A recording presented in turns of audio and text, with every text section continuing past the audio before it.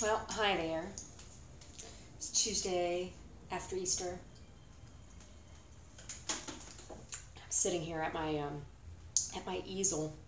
For the past 43 days, my easel has been in a different position. So, where I have it right now in the corner of this is my yoga and painting studio, or space, home space.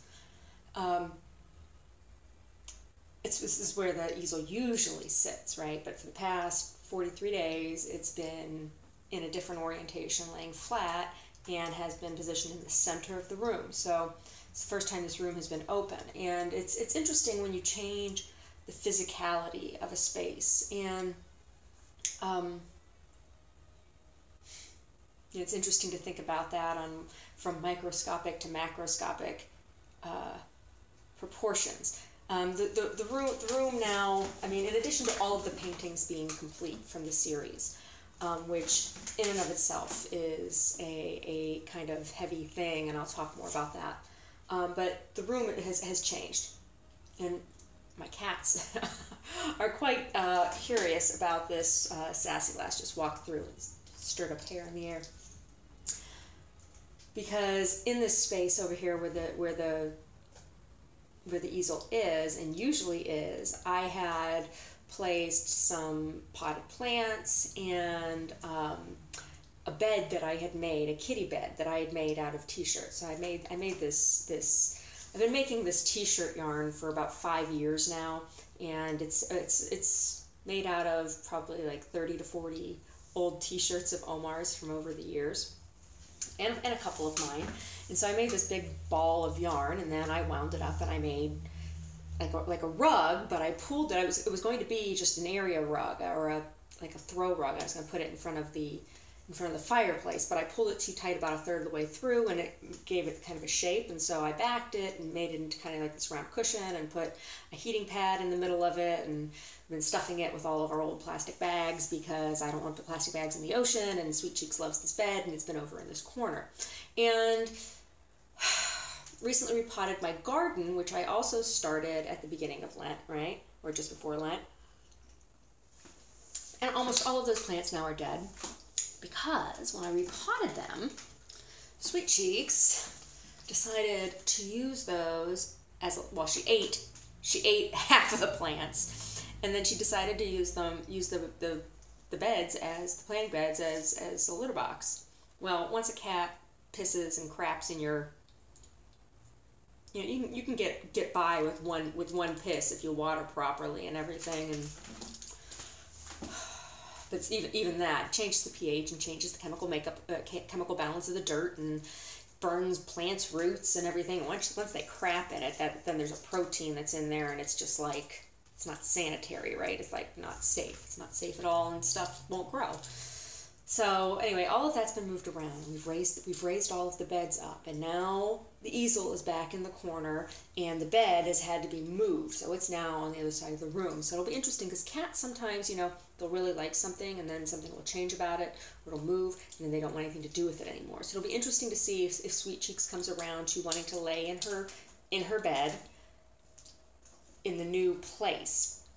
And she and Sassy have been fighting over the bed for since I put it down for her, or put it down for them to see who would take it, and Sweet Cheeks took it, and so it was hers, And then Sassy wanted to lay on it too, and Sweet Cheeks was like, no, it's my bed, because Sassy has her own spot. Well, then Sweet Cheeks started going and laying in that spot, and she'd never been in Sassy's special spot before, and Sassy got all up in arms, and so the two of them have been going back and forth, back and forth, back and forth, and I had warned Cheeks. I told her, I said, your bed's not going to be able to stay here, because this is where Mummy's easel goes. And she was like, meow. I'm like, meow. And I told her about this, and then she starts peeing in my plants. I'm like, all right, it's getting moved. And she's a little upset right now. Sassy's pleased as punch, but Sweet Cheeks, she's upset. So I just finished these 2 paintings. And finishing these 2 paintings, it's like, and when I say just finished, I mean like just now, about an hour ago, I signed the last canvas. 23 paintings in 40 days, or in 43 days, 42 days. That's no small feat. That's no small feat.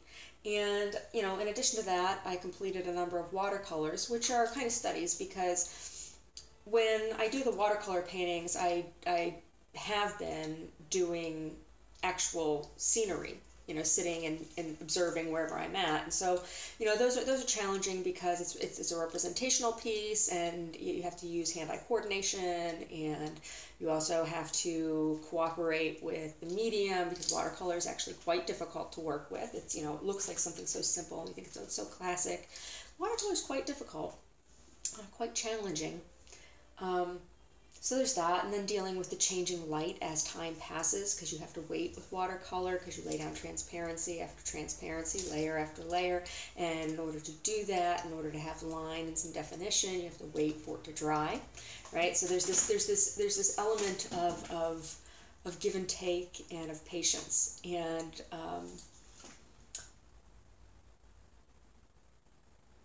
you know, the paintings. It's a good practice. It's a good observation and discipline practice for these other paintings that I've been doing. And, you know, because these are, you know, some people, they could be called abstract. They could also be called representational, or, you know, who knows, they could be, because of the subject matter that they're dealing with, they could be more of a realism, considered a realism in the context of what they are, because I'm looking at atoms and particles and ideas, right? And so these images,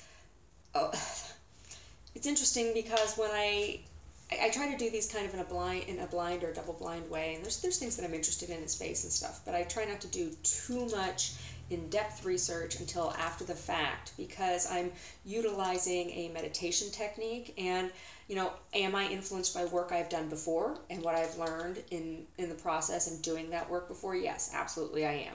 You know, I'm definitely influenced in some ways. But there's more to it than that, and it comes down to an intuition. And I know scientists don't like that word, intuition, because it can be so manipulated and manipulative. I agree. But really, you know, I'm using a meditation technique that I've been practicing. I've been, you know, doing for a very, very long time now.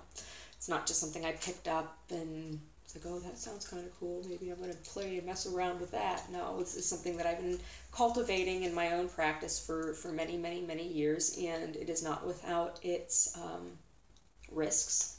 And it's not without its rewards.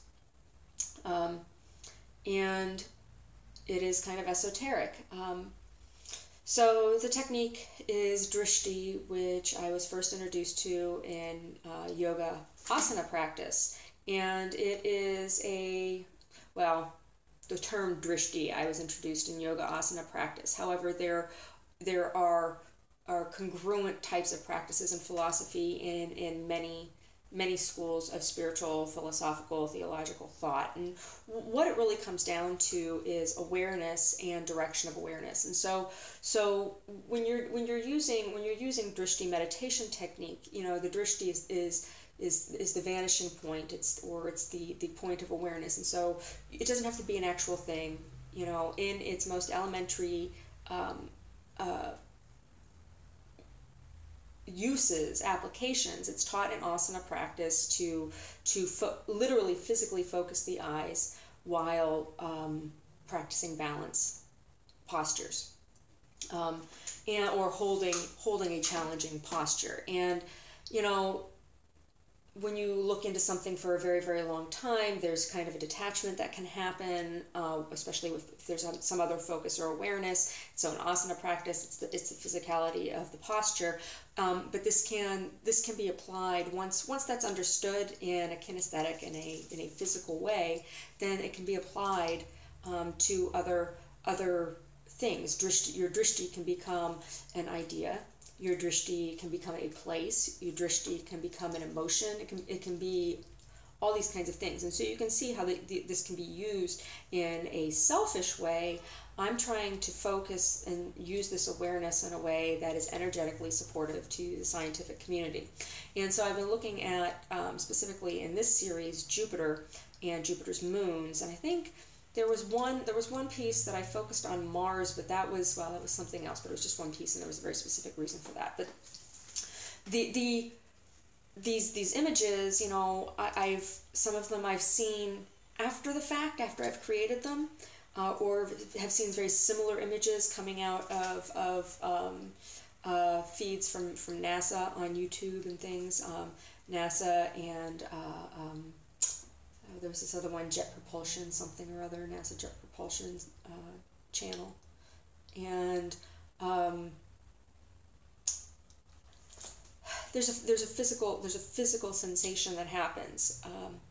I believe that everything's energy, and so I'm holding this space and plugging into this space because what my goal, well, I don't know if it's my goal, but what I feel I'm doing is energetically holding that space open and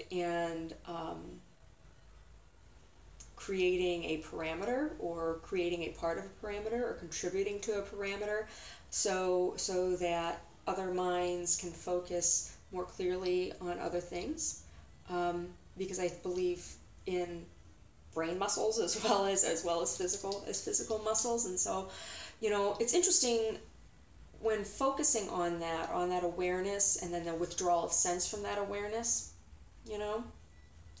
And so I brought my awareness to a tone. I got a tuning fork that is supposedly tuned to frequency of Jupiter, and I could talk for a long time about exactly what that means, but so I strike that, and that's the hard focus, and then there's the question, the inquiry, and then there's the detachment. And in that there's an image that happens in the third eye area, and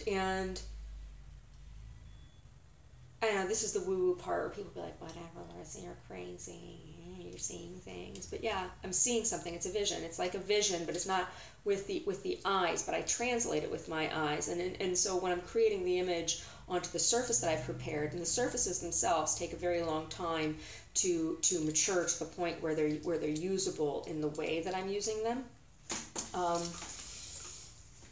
It can take up to a week for a surface to be ready for an image to be placed onto it. And what I mean by that is, in doing this meditation process, and I focus on a question or an inquiry, and the inquiry then is the title of each individual piece. That image appears on that third eye screen, and then in using my eyes, I look directly into the surface and try to like project it with my eyes. And this projection is part of where my Reiki practice or Reiki training comes in, because there's a method of sending Reiki through the eyes, and it's something that's learned at or attuned at the master level, or at the teacher level, or at the level 3, or whatever you want to call it. But being able to send, or learning how to focus awareness in sending energy with the eyes. And so I try to use that. Utilize that, or get in touch with that when I'm projecting then the image from my third eye through my eyes onto the surface, and then allowing my arm to cut away and reveal, trace. It's like a tracing of that image onto the surface. And so that's how I'm doing these. That's where these images are coming from. And when I'm in that place of awareness and detachment of awareness, right? It's a very very specific vibration or point of focus or point of it's vibration. It's vibration. It's something. And brainwave. There's brainwave. I can feel changes. I can feel differences in patterning, the way, like when you're falling asleep, you can feel that there's changes happening, and you know, you have different layers of sleep, and you dream in a certain, you dream, is it in REM state or just after REM state? Anyway, it's, I can feel that. And so after the image is produced, it is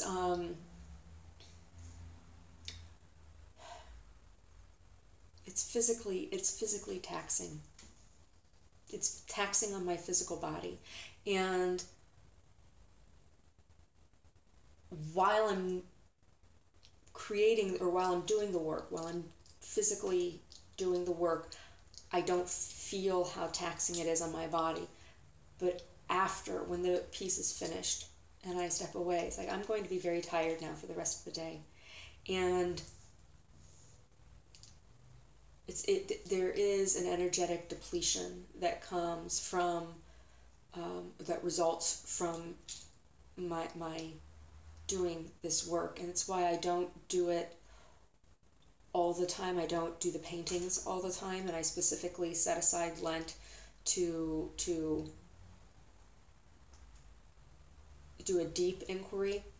I would liken the sensation of when I'm actually creating the surface to a high. I would, and it would be very, very easy to want to create, to be that, to have that all the time.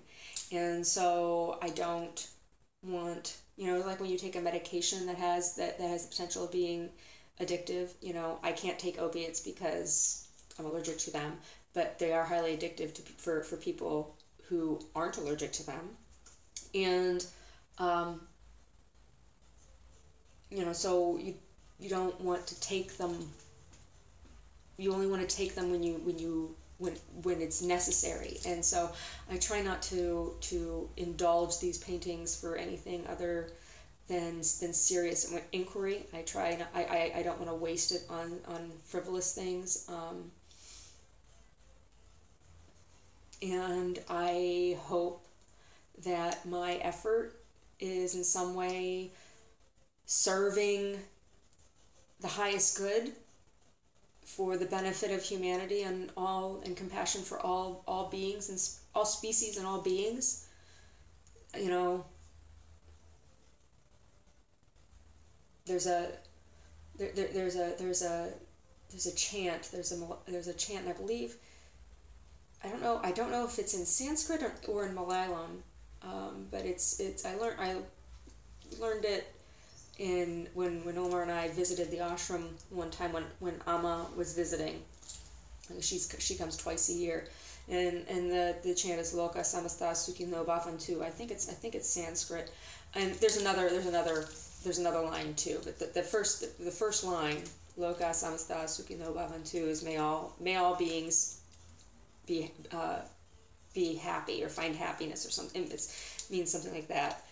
Doesn't mean at peace. Okay. It says, may all beings be happy, and then the second half of it, which is the part that I don't say for two reasons. One, because this is Amma's prayer, and I'm not taking Amma as my guru. While I respect the work that she does, she's not my guru,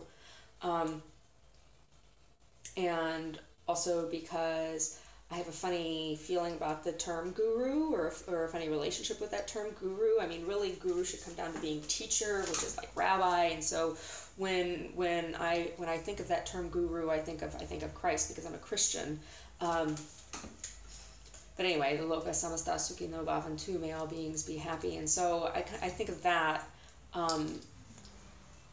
in addition to other things, you know, as it was in the beginning, is now, ever shall be, world without end. Amen. Prayer Jesus taught us, you know, and then, you know, my own prayer. Thank you for this day, for bringing me together with this space, for allowing me to be a clear and present vessel for your energy. I ask that I may be able to detach and release from all I hold which no longer serves. I ask that I may be able to detach and release from the outcome of this my prayer. I ask for this or something better, so that all may be offered in the highest good. I ask for this or something better with all of my sisters and brothers. Amen. And I sing that as well, but, you know. But those are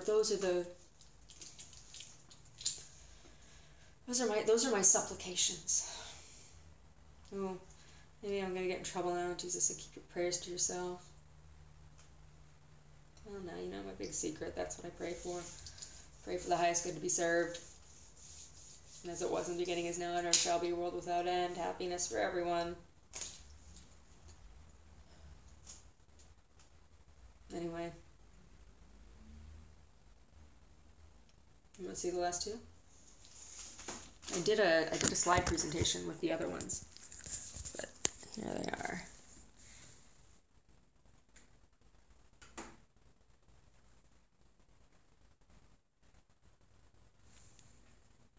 I don't know, did I hold it in such a way that you could see it?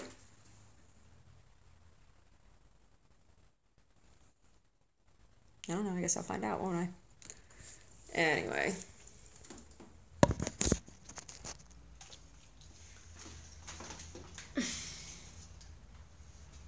I got a lot of paintings and I feel bad because I keep making them and they're just here.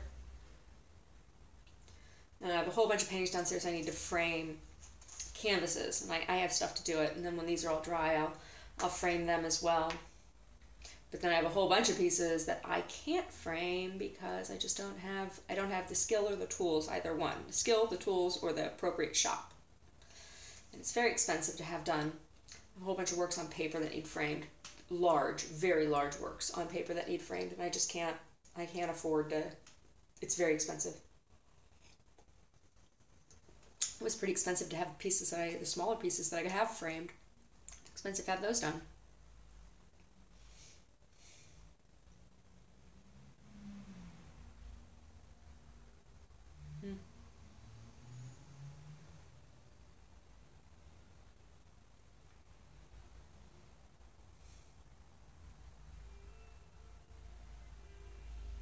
Thank you for this day, for bringing me together with this space, for allowing me to be a clear and present vessel. For your energy, I ask that I may be able to detach and release from all I hold which no longer serves. I ask that I may be able to detach and release from the outcome of this my prayer. I ask for this or something better, so that all may be offered in the highest good. I ask for this or something better with all of my sisters and brothers, amen.